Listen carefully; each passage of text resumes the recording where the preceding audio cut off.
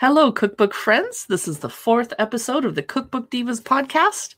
I'm Carrie, and I'm here with Katie, and we are looking at all the new cookbooks coming out the second week of March 2021 and that we are excited about. We've been doing research, so you don't have to. And we will also be getting our hands on as many of these cookbooks as we can in the following month or two, since we don't quite get sneak preview cookbooks mailed to us yet. We're hoping to, hint. Yeah. And we'll be doing cookbook reels on Instagram where we quickly flip through it so you can get a preview of what it looks like. We'll be doing cookbook look-through videos on Instagram and Facebook and YouTube where you can hear our reviews of the cookbooks. And we'll be writing about them on our blog. So Katie has been doing research on the massive amount of cookbooks that are coming out second week in March. Yeah. Yes. What is going on and what are you excited about? Well, I am excited about, there's a lot, obviously. Second week of March is kind of, you can tell there's like a whole slew of cookbooks coming in. And it's more than just health cookbooks this time. Yay! No offense to healthy cookbooks, but they were getting kind of preachy. Yeah, a little bit. There's some really fun ones out there, don't get me wrong. So first, I wanted to start with cocktails and beverages, because that's the best way to start anything is cocktails and beverages. And we're coming up on a year of pandemic isolation, so we need to have a celebratory drinking anniversary party online or something. Yes, absolutely. So I think actually you have the first cookbook. I do. I am excited because I judge books by the cover. And the cover of Sparkling Wine Anytime, the best bottles to pop for every occasion, which comes out March 9, is gorgeous. And there's this beautiful bottle of sparkling wine. And I'm also a wine blogger for my local wine region. And we've learned very carefully that you can only call sparkling wine champagne if it's from the Champagne region. So this is sparkling wine. And it's by Catherine Cole, and it is a beautifully illustrated guide to sparkling wine with just cute illustrations and colorful, pieces. And here's a page that says, "The parties ever. Let the games begin." What? That sounds like my kind of lifestyle. And I think it's kind of aimed at Gen Z and millennials that are old enough to drink because it's all cutesy with how to serve your bubs. And I'm sorry, I'm 50 and I would never refer to bubbles as bubs, but that's too cutesy. Anyway, and it's talking about champagnes and sparkling wines from the rest of France besides the Champagne region. And it's going to be very informative, which I will look through it as I'm drinking. And I'm looking at a page from Italy, Piedmont, and they're talking about an Aperol spritz, which I love to order in restaurants because it looks so pretty in the glass when I'm drinking it. So I'm shallow. It's all about the way things look. I'm sorry. Don't apologize to me. I'm really shallow too. So my cocktail cookbook that I have found is Queer Cocktails, 50 cocktail recipes celebrating gay icons and queer culture. This one is also super fun to look at, and I am also really shallow that way, so no shame. And I love how cute it is. So like they have a Naked and Famous section, and they've got a Madonna, drink on there. They've got Life on Bars, David Bowie. They've got so many amazing, fun cocktails in here. Lady Marmalade, like there's just so many cool things on here. So if you're really into that stuff and want to learn more about queer culture, this is definitely an amazing cookbook for that. This would be an awesome gift for my gay friend who's just got his backyard featured in a local architectural magazine. And we want to congratulations, made his life. I'm sure he's drinking a lot to celebrate right now. Yeah, that is so cool. That's awesome. So what's next on your list? Well, I have been struggling to like this cocktail, but I've been trying because it's a classic. It's the Negroni. So I thought maybe if I check out this cookbook that's coming out March 9, the Negroni, more than 30 classic and modern recipes for Italy's iconic cocktail by David T. Smith. Maybe I'm doing something wrong, or the bartenders that I've been ordering them from are doing something wrong, because I like cocktails and it's gin which I am learning to like more. And I like gin, and I like vermouth, and I like Campari, but all together I'm like, why is this so bitter? What's happening? Yeah, I've never actually had a Negroni either, and I'm really curious because I like those things too, but I've never heard of it. I've never heard of a Negroni before, so I kind of feel like, I don't know, I'm a bad drinker, I guess. Or we have to work on that. I know. So I'm a trashy drinker. I'm sorry. Well, and you, yes. I was going to say, speaking of trashy drinks, it can be very sophisticated, obviously, but this cookbook is stuff every coffee lover should know. I drink trashy coffee too, so no shame.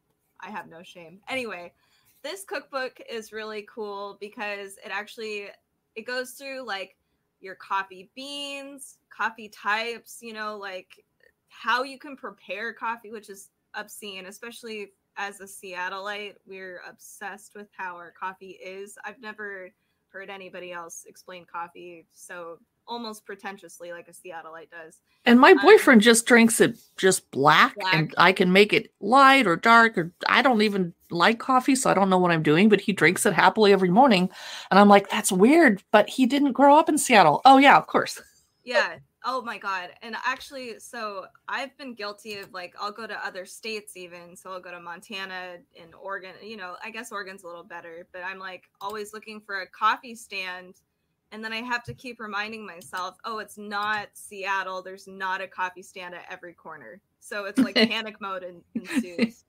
So they also provide like cocktail coffee recipes in this as well, which is really cool. It's not exclusively a cookbook, but it's just really fun. And you can use coffee in your things like baking. So it'd be cool to know like what coffee beans provide certain flavors to enhance like even baking. So I thought that was a pretty cool cookbook. And I know there's some purists out there that are going to be mad that we're calling these drink books cookbooks because you're not actually cooking. But sure. There's no word for like cocktail books. Right. We're just going to include them because we love them. But now we're going to move on out of the boozy breakfast into breakfast and brunch, which also could be boozy. Yeah. And we have just 2 books to chat about, and I'll take the first one because I am lazy. It's called Lazy Day Brunches, Relaxed Recipes for the Morning. It's by Ryland Peters and Small, of course, the famous cookbook publishers. And it comes out March 9. And I'm super excited because I love brunch. I am not a morning person. So the deal during the weekdays is my morning person boyfriend gets up and makes our coffee and tea.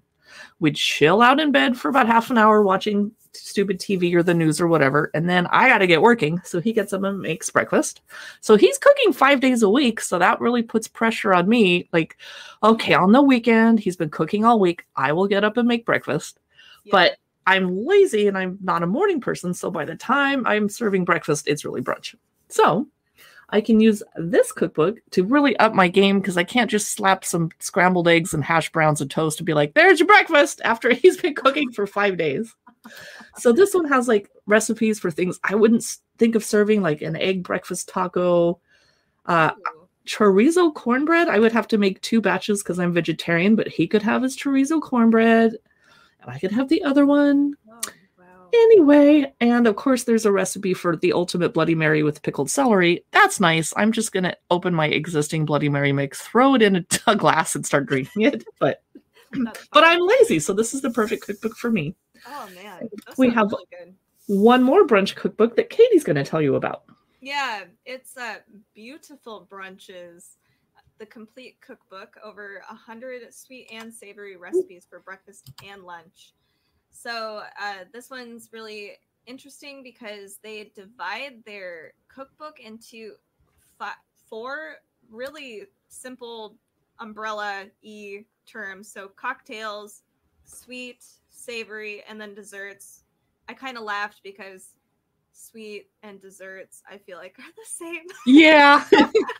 So, and I don't personally think I would like waffles for my main and then go on to a dessert course. That's just me personally. I know everybody's different. And that's kind of a sugar overload. I agree. Yeah. I'm like, I would rather have like potatoes and then potato chips. I'm a savory person all the way. Mm-hmm. But yeah, this has a lot of cool different breakfast ideas, like, you know, a smoked salmon quiche, chicken and waffles, which I've actually never had. I'd like to try it one day. And that, yeah, obviously cocktails that are super tasty, but it's got a whole range of different brunch recipes, which are awesome for whatever you want, whatever theme and whatever kind of brunch you're looking at. Well, I'm not going to buy that one because I'm lazy, and I'm going to stick with the cookbook called Lazy in the title. Truthfully, I am also lazy. The pictures in beautiful brunches they are beautiful, so it really sells you on that. That might inspire me to get my butt out of bed sooner. Yeah. Right. So we have a whole bunch of cookbooks to talk about in the international arena.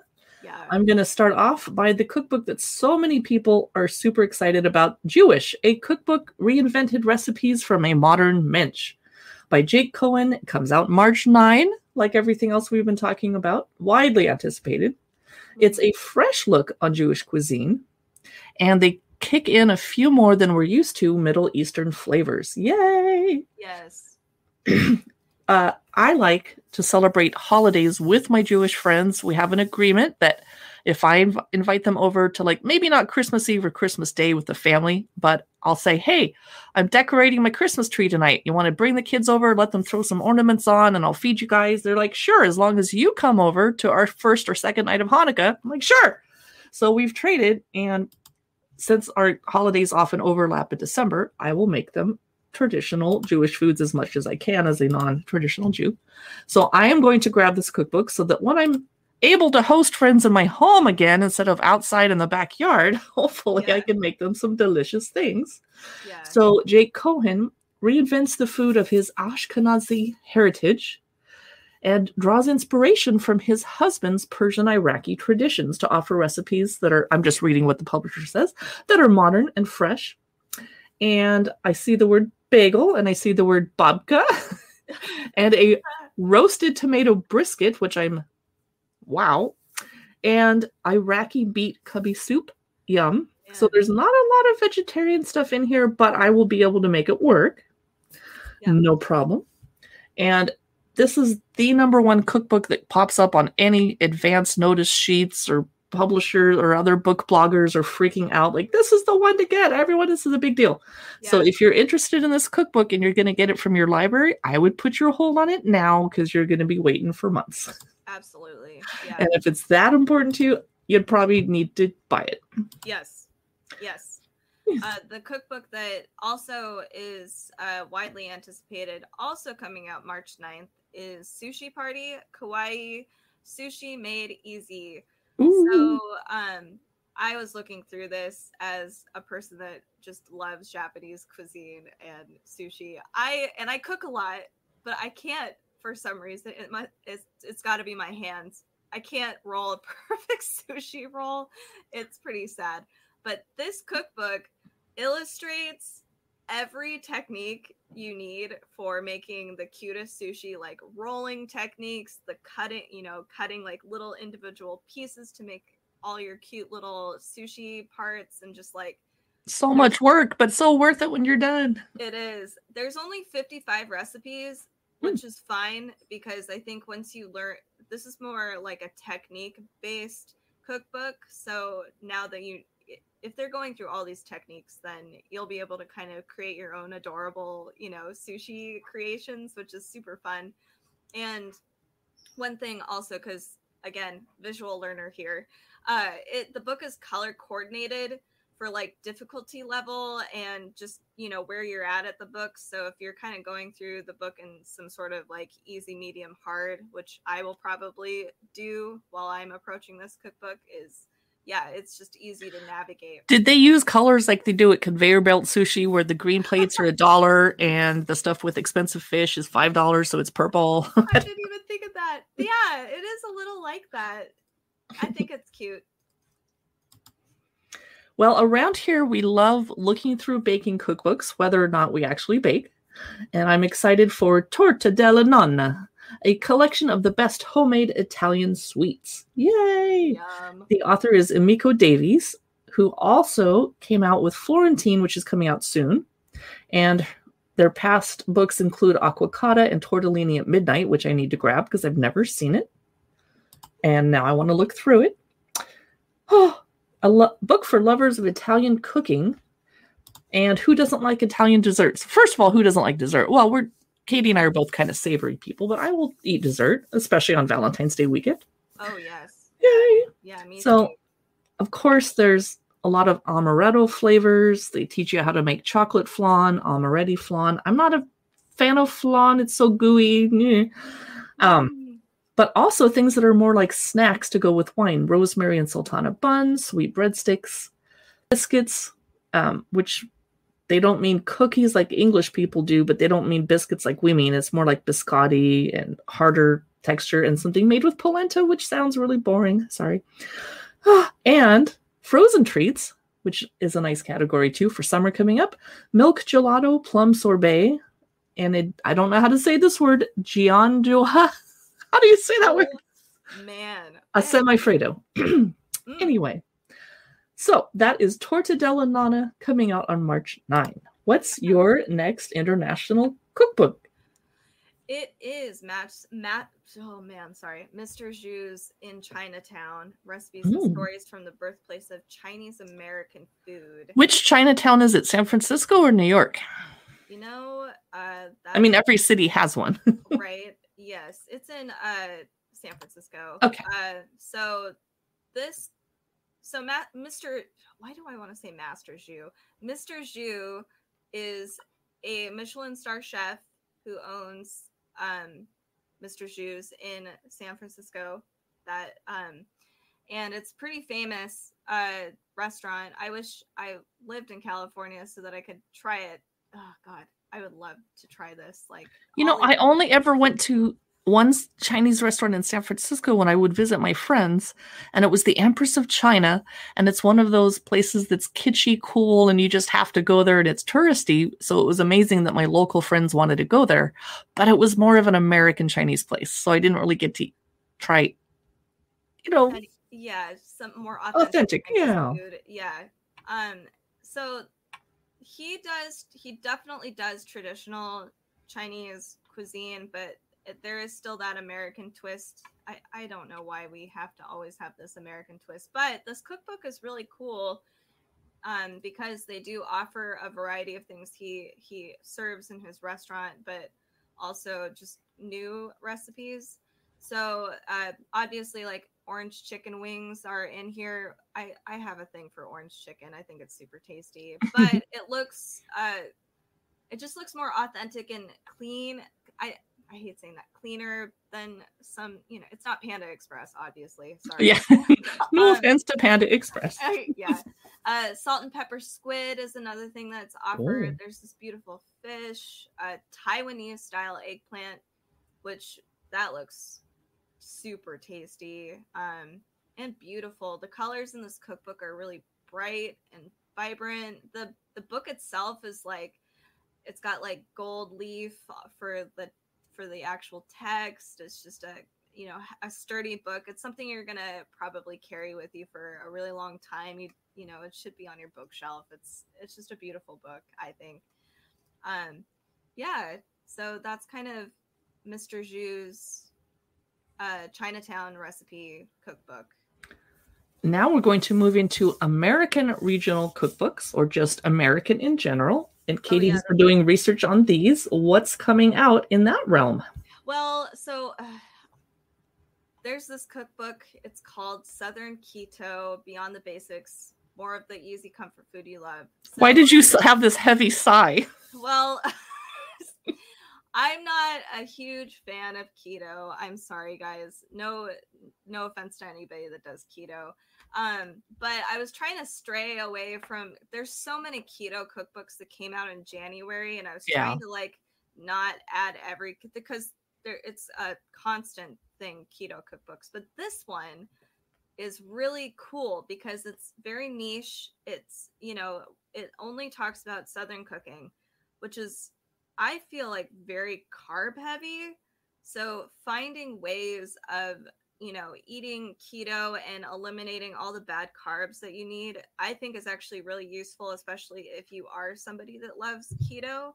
Yeah. So I was, a little apprehensive to add the book itself, but when I'm looking through it, it looks really cool. And it's not like any of the other keto cookbooks that, you know, have already been released.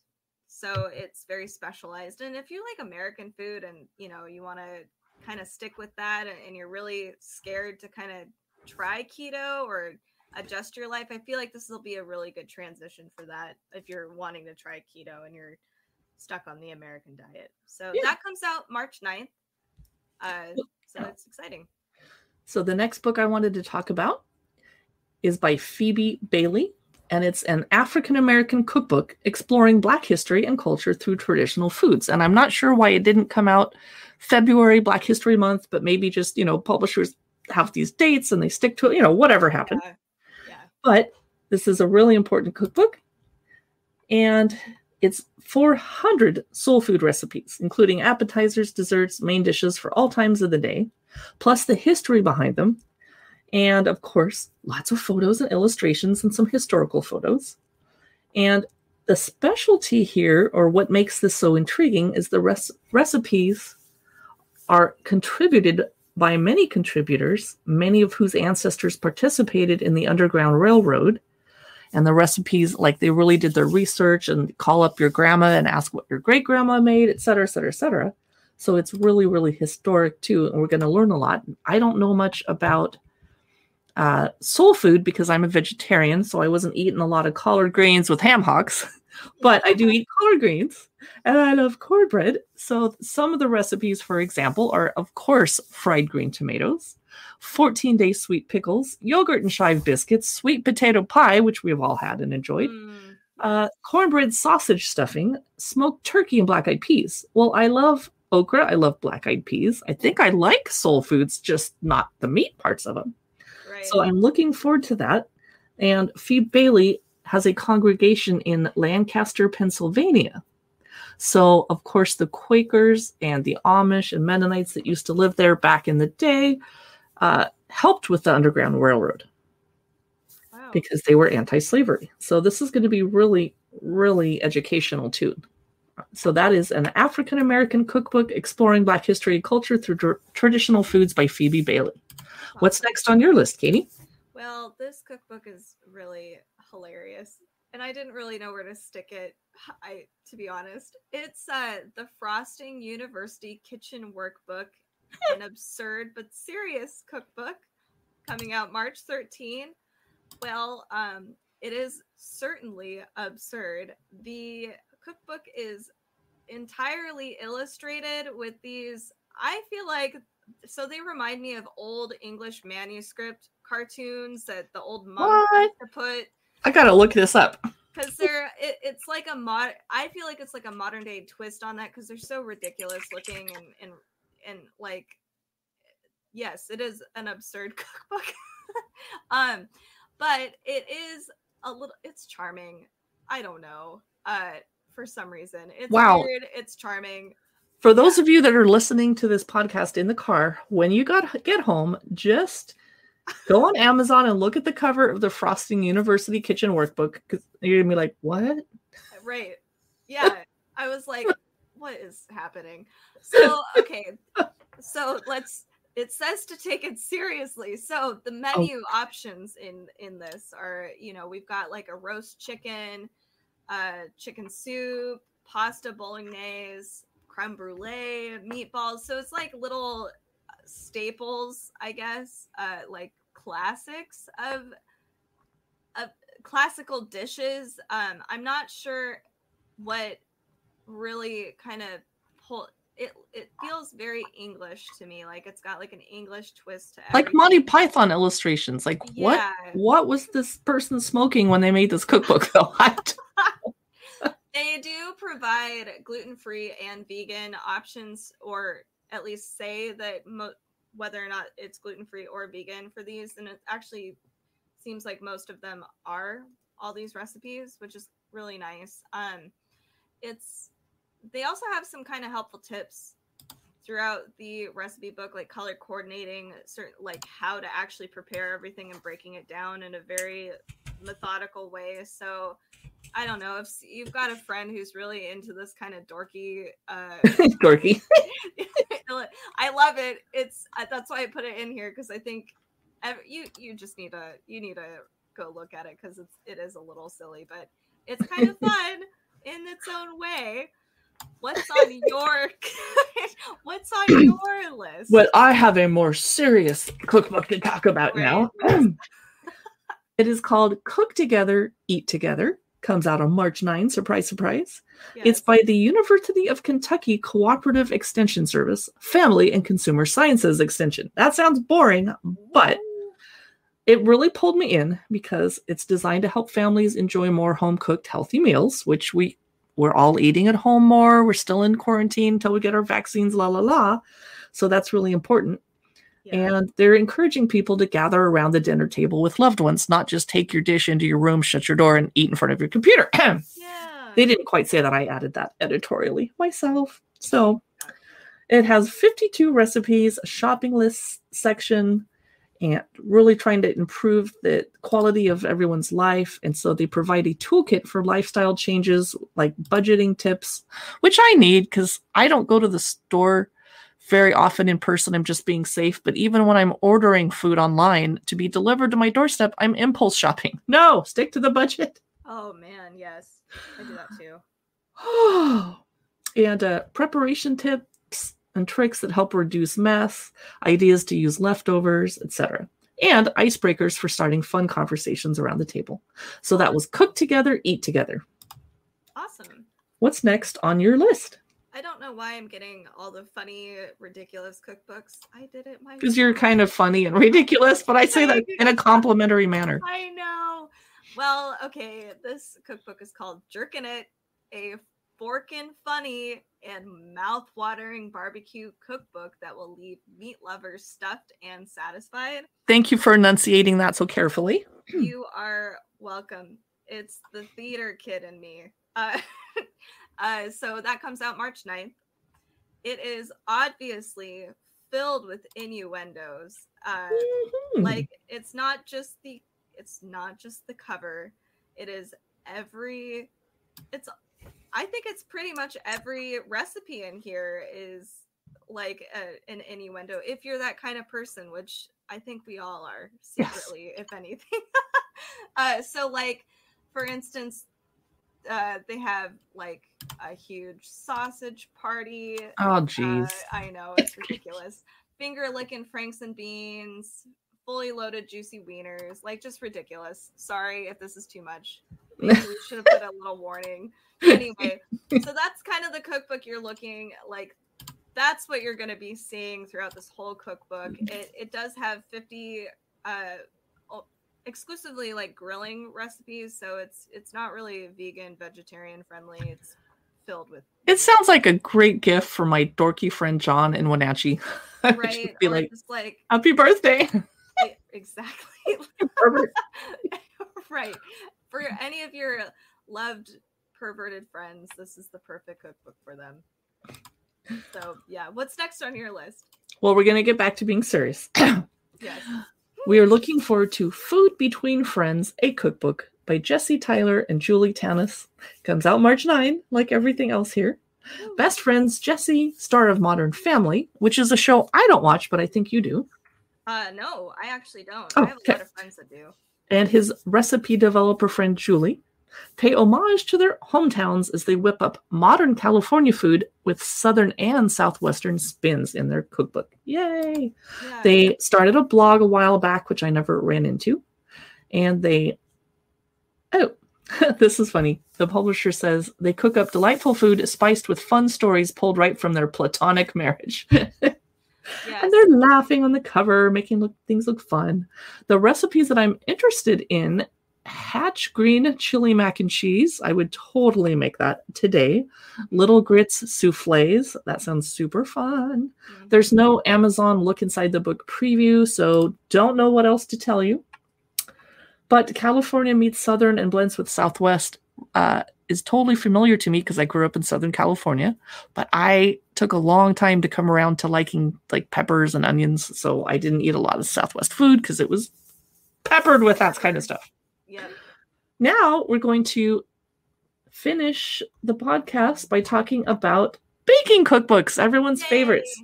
And we have about 10 we want to tell you about. If you keep on listening, we will cover those because Katie is up next. Yes. So the first cookbook is the National Trust Book of Baking. So this is a huge compilation of British bakes, specifically written by Sybil Kapoor. This comes out March 9th, as everything else. So Sybil is actually a well-respected food writer in the UK.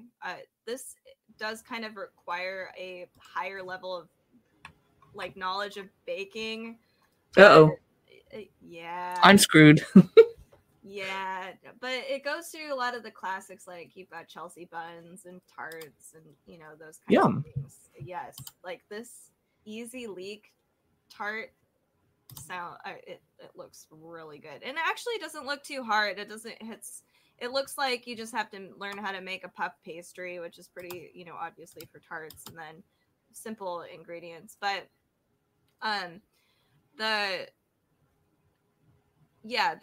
they have a lot of interesting things that, like, if you've ever watched like the Great British Bake Off, which is one of my favorite shows. I love. Oh yes, yes, so relaxing too.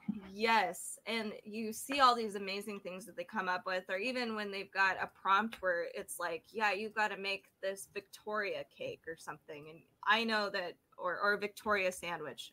Or something like that. Or the sponge, yes. Yeah, and you're like, sometimes the prompt is like, sometimes the cooks are like, I don't even know what they're even talking about, you know, because there's so many of those things. This cookbook covers quite a bit of those, like, more sophisticated bakes, in my opinion, like things that maybe are a little, you know, it's not a cinnamon roll, it's not a sugar cookie, it's like more expansive. So there's no Betty Crocker mix I can open up. I know, exactly. So this is kind of for a more seasoned baker in your family, which, yeah, great gift, super cool. You have a really good cookbook on your list for baking too, I believe. I am a huge fan of Williams-Sonoma, not only shopping there and spending too much money there, but they really do put out really beautiful, awesome cookbooks. So they're coming out with baking favorites, 100 plus sweet and savory recipes from our test kitchen. And I like to gift Williams-Sonoma cookbooks, like if someone gets married or even divorced, like a divorce congratulations party, you're going to be cooking for yourself. Here's a cookbook about baking. Anyway, some of the recipes included here are bûche de Noël, popovers, champagne mini tarts, which I would totally love to bake and eat, bourbon pumpkin cheesecake, champagne and raspberry mini layer cakes. Sounds super fun. And like every Williams-Sonoma cookbook, the photography is modern, clean, clear, beautiful. Love it. Super fun. So now we're going to get out of baking and back into plant-based and sustainability. And I am a vegetarian. Katie is currently vegan and gluten-free. So we're looking up more of these vegan vegetarian cookbooks. So if you're just a hardcore meat eater, feel free to end the podcast now, but keep listening if you want to find out about 7 intriguing plant-based books that are coming out second week in March. It is becoming a bit of a, I don't want to call it a fad, because I'm starting to feel like a lot of people are transitioning into this plant-based lifestyle, you know, or at least trying to be more plant-based and reducing their meat intake. So yeah, there's a lot of these, like, in general. It's not just about healthy eating. That's why they emphasize sustainability too for a lot of these cookbooks. So the first one on my list is called Just Eat Real Food. Sassy. 30-minute nutrient-dense meals for a healthy, balanced life, coming out again March 9th. This is the author is Caitlin Green. So she's actually a well-known Instagram influencer. She's been a private chef. She does food photography. She's done, you know, a lot of things that obviously involve food. But this is really nice for people that, like, you know, lead busy lives like me and you, because it's 30 minutes max for a lot of these really amazing recipes, and they're healthy, so you don't feel guilty, because sometimes I'll whip something up like mac and cheese and I'm like, well, that is not healthy, but I did it in 10 minutes. So they have things like the Meyer lemon garlic shrimp. So I love Meyer lemon. Yeah, they've got like a lemon fennel salad. They've got, all kinds of really delicious things. So it's definitely not just a vegan vegetarian cookbook if they're serving shrimp. No. So, and I actually had to be corrected by a friend of mine who is vegan, and she apparently has a thing not against plant-based, but she's like, vegan and plant-based aren't the same thing. Really? Oh. Yeah, because usually it can be interchanged, because if you're plant-based, you're mostly eating plants, but it doesn't indicate that you only eat plants. Like, you can still eat meat, but it's less meat and cheese heavy. Okay. It's mostly veg. Good to know. Yeah. We want to say things the right way. Right. Yeah. She was like, no. So anyway, this is a really cool cookbook, especially if you're leading a really busy life and you want to eat healthier and know that you're, being more environmentally friendly. So that was Just Eat Real Food. And next, I'm going to be covering root, stem, leaf, flower, how to cook with vegetables and other plants. So this could be of interest to people that aren't vegan or vegetarian and just want to eat more plants. Yeah. It is by Gil Meller. And it's a cookbook about plants making the most of the land's bounty in your everyday cooking. Now, one thing that we noticed when we were making notes for this podcast was the cookbook says these are easy, but there's really a lot of necessary ingredients and many are not common. So you'd want to take a look at the shopping list before you dive in and make sure this is something you can pull off. Mm-hmm. They are trying to give an unpretentious air and have rustic, recipes, but they're kind of stunning and the photography is elegant and gorgeous. So it's like, well, this isn't just, go out in the country and cook some food. Right. I'm looking through some of the example recipes. There's a blackcurrant ripple goat's milk sorbet that looks gorgeous. A courgette flatbreads with lots of herbs and goat cheese. That looks good. A Jerusalem artichoke, kale, and blue cheese tart. And I love making savory tarts. I'm not a fan of kale, but I would make it and eat it. But it's a little bit difficult for me to source Jerusalem artichokes here in Seattle during a pandemic in the middle of winter. Yep. And a broad bean rye crisp bread with artichokes and mint. And the ingredient list is definitely long on that. But it looks like it's worth all the work. New potato and nettle soup. I know for a fact there's edible nettles that grow near my house because I've fallen into them before. No. That's terrible. So that is root, stem, leaf, and flower, how to cook with vegetables and other plants. What's next on your list? So next on my list is another bad manners book called Bad Manners, Fast as F, 101 Easy Recipes to Pack Your Plate, a vegan cookbook. What is it with you and your funny cookbooks this week? I don't know. I really don't. So I've looked through a lot of these. This actually used to be called Thug Kitchen, which is also hilarious. So it was rebranded, and looking through these recipe for the whole series, there's like multiple cookbooks from Bad Manners / Thug Kitchen, and they've got some seriously amazing recipes, and I kind of like their message.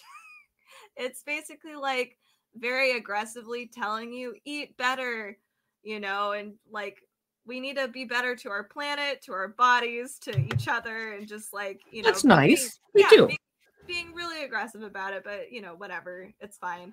But the recipes are really awesome, and they're really easy to make, and they have I guess it sets you up so that you're not kind of heavily relying on the cookbook. Like, you'll be able to fly on your own using a lot of the techniques that they provide. So I really like it.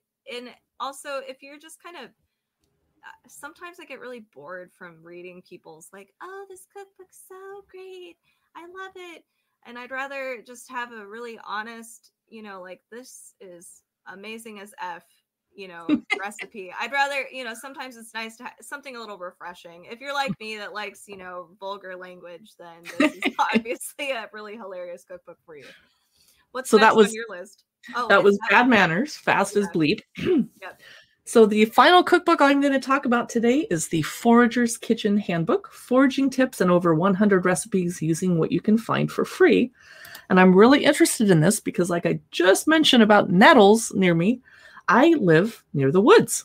And you can wander out and obviously find 2 or 3 kinds of berries. And there's some edible fiddlehead ferns, but I try not to pick too many because there's not a lot, and my neighbors want some too. But I'd be really interested to find out more about foraging. But I'm not so concerned with finding stuff for free. I'm not a freegan. I like to shop. I like to spend money, unfortunately. The author is Fiona Bird, and she's an expert forager, and she spent years gathering food from the land and teaches us how to use it. She covers flowers and blossom, woodland and hedgerow, fruits and berries, herbs, and sea and shore.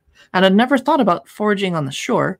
And that reminds me that there's a park near where Katie and I live in West Seattle, where dead octopus will wash up on the shore by the dozens. But I wouldn't forage something dead that washed up. That's probably not a good sign that it's freshness and what happened to it. And I also don't eat fish. But anyway, that was a little morbid. I'm sorry. I just did that segue.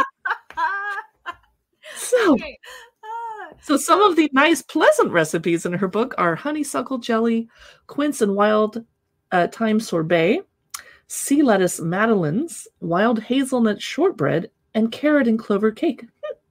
That sounds good. That was the Forager's Kitchen Handbook. And Katie has our last cookbook of the second week of March. Yeah, it is 5-ingredient whole food plant-based cookbook. Easy recipes with no salt, oil, or refined sugar. Okay, if there's no salt, how do you add flavor? I know. I was looking through this and I was like, oh man, wouldn't it? But a part of me is like, it would be so amazing if all of those things really did make this amazing. It's a great attainable goal. I don't need to eat any more oil or salt, and I certainly don't need to eat any sugar. Yes, exactly. So I'm like, maybe they're onto something. This also comes out March 9th. This is by Jennifer Marie Sinyard. I'm sorry, that might have been bad. So I really like this cookbook, obviously for, whole food, not eating salt, oil, or sugar. I hate and love that. But a lot of these recipes only, again, require 5 ingredients or less. And they kind of rely heavily on things that you would ordinarily have already in your pantry. All of the spices you are probably going to have, all of the, beans and, stuff that usually people kind of keep on hand just because they had it. Oh, with the pandemic, I have a pantry full of beans right now. Oh, totally. Yeah. And rice, like, oh man, I have so much rice. It's unbelievable. So they also talk about the recipe is kind of, they can swap ingredients too. So like if you're, this is a really easy one, obviously, but if you're like, I don't really like spinach, I'd rather have kale. Actually, usually it's the other way around. Yeah, me too. But either way, you can go, swap some of those ingredients around and kind of have a really cool, you're being a little more creative with your dishes. But this is one of the only cookbooks I have run into that talk about plant-based or vegan or any of that stuff that actually has like nutritional information, which I feel like for most of these, like especially health, like pushing health onto you cookbooks really need to have, or like an actual nutritional list for everything. Like half the time I never get anything for just calories, like what each dish has per what each serving is per caloric wise. Wow, that was hard. So this one actually provides all of your nutritional information, all the calories you're going to be intaking and all of that stuff, which is really nice, especially if you're really counting calories and looking for all those things, or you have a specific diet you need to stick with. So that is the final cookbook, 5-ingredient whole food plant-based cookbook, easy recipes with no salt, oil, or refined sugar. And that is our roundup for the second week of March. We will be back next week. We publish on Fridays. We'll be talking about the cookbooks coming out in the third week of March. And it won't always be this many. This is just a crazy vortex of publishing and catching up with cookbooks and getting them out there. And If you're interested, you can watch our cookbook reels and flip throughs and videos on Instagram. And we publish lots of cookbook news from other people too, and other blogs and other YouTube channels on Facebook. And we are on YouTube with cookbook videos, and maybe we'll copy our podcast over there. We're thinking about it. Yeah. And we can't wait to talk to you next week. Thanks for listening.